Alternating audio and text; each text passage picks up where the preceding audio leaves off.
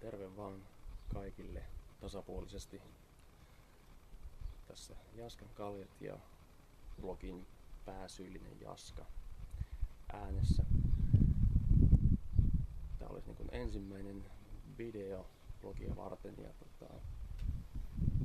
eilen vähän kokeilin, mutta sen ei mennyt ihan nappiin, sillä taustalla roikkui kalsareita kuivumassa ja puolet päästäkin jäi näkemättä, mutta se nyt ei varmaan olisi hirveästi haitannut.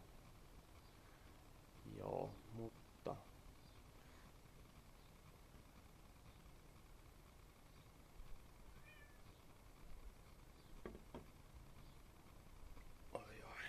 kyllä se vaan ensipuraus on se kaikkein paras.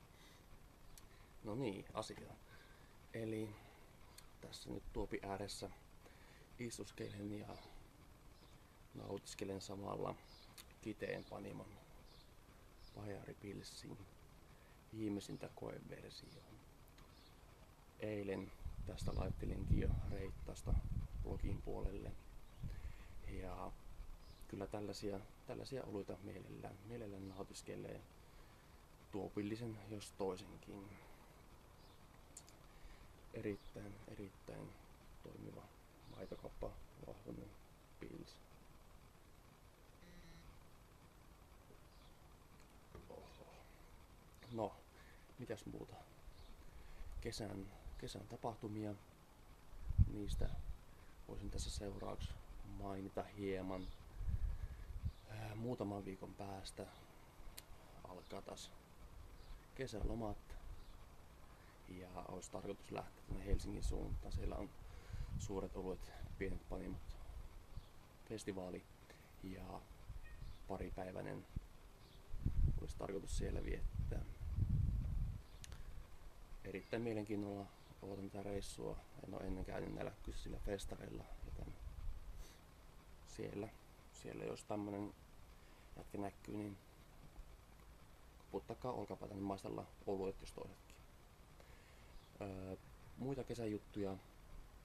Kiteen Panimo, jos tätä olutkin on tässä lähiaikoina saamassa tuotannon käyntiin ja varmasti blogin puolella tulen kirjoittamaan kyseisestä panimosta.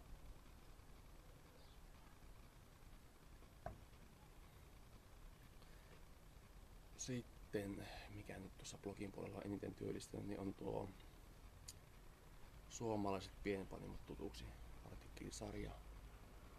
Ja siellä tällä hetkellä on 5 panimoa käsitellyt. Vielä olisi 8 tuloillaan. Seuraava tuossa itse asiassa ensi viikon alusta heti, niin Rekolan panimo laitellaan tulemaan ja olutarviot tietysti perässä.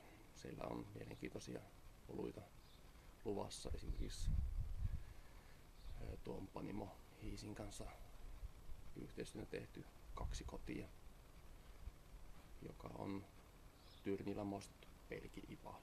Erittäin mielenkiintoinen olut. Sitten Jaska suosittelee -osio. Siinä nyt laitoinkin noista vehnäoluista sekä Alkon että maitokauppojen puolelta muutamia suosituksia. Tätä osiota jatketaan tässä Panimo-artikkelien välissä, minkä nyt ehtii ja kerkiää. Sitten tietysti muutamia juomia olisi tarkoitus maistella myös olutkellarista. Sinne on kertynyt reilu 30 olutta ja niitä laitellaan tässä tulemaan myös arvioon.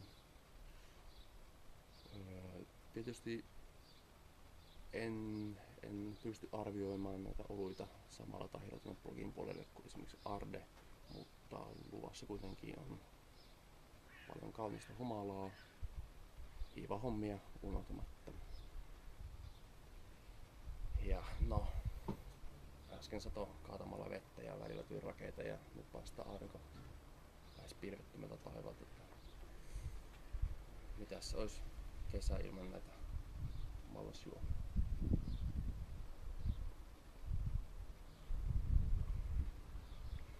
Katsellaan tässä, jos jos vielä jatkossakin näitä videoita laitellaan vai pysytäänkö ihan tekstimuodossa. Se on ihan miten päästä miellyttää.